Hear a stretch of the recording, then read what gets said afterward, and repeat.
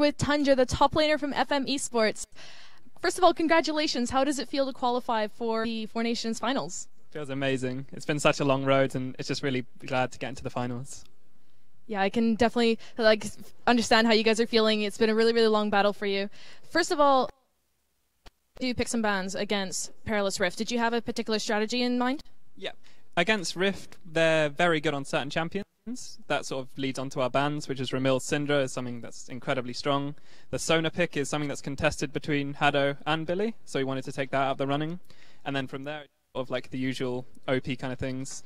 And also Chunky's Ribbon is also like extremely good, and it's quite cheesy. It's not something that's normally seen in competitive, so we just thought we'd ban it rather than having to deal with it. Yeah, that quadra kill from the group stages was certainly something a lot of people have been talking about for a long time.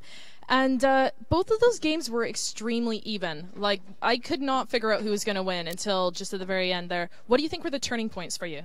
The main turning point was Chriso. Chriso just played out of his mind this series, and like, without him, I don't think we would have won. He really made the difference between the two teams. His Xerath play was just phenomenal, and I think that was the main turning point between the two teams. Yeah, for sure. He had a Xerath in both games. In fact, it was a mirror match in both games. I also noticed as well that FM seemed to have quite superior ward coverage. Were you guys kind of communicating that as a whole? Yeah, vision has always been like our biggest flaw. So we make an extra effort when it comes to competitive to make sure we have a lot of vision, just to help with the objective control, just the rotates between towers, that kind of thing.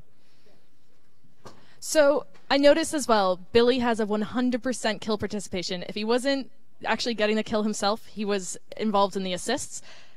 How is he always in the right place at the right time? Billy finds a way of doing that kind of thing, especially on Sona. Given the auras and his like ults as well were really, really good in that last game. So I think that was like how he gets involved. Similarly with Janna as well, is another one of his big KDA champions where his shields, his ults, they're always just on point. So I'm not surprised he has like a really high kill participation.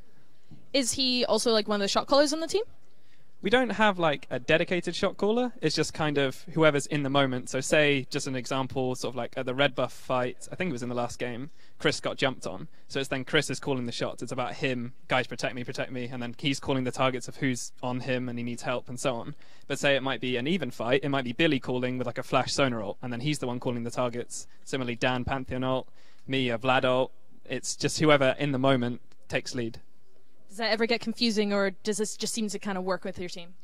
Sometimes it's over each other, but usually that's only for like the first couple of seconds. After that, someone will just take charge, and it's just sort of like something just clicks kind of thing, and everyone just knows like, all right, we know who to listen to this fight, and it normally goes really well. Excellent. So you're now going to be facing off against Choke Gaming tomorrow. Do you have any predictions for that? Choke's going to be a very, very close game. They look extremely good at the moment. And the last time we played them was Insomnia 53. And although some people would say they dominated us, but in both games we actually did have a gold lead, and it was just going into the new patch we didn't know how to close out the game, so they just outplayed us, eventually lost. But going to this now, we have a lot more experience on the new patch, and I think we'll be able to give them a really good game. Well, best of luck tomorrow. And we're about to throw you back straight over to Panky, Strike and Sona on our analyst desk.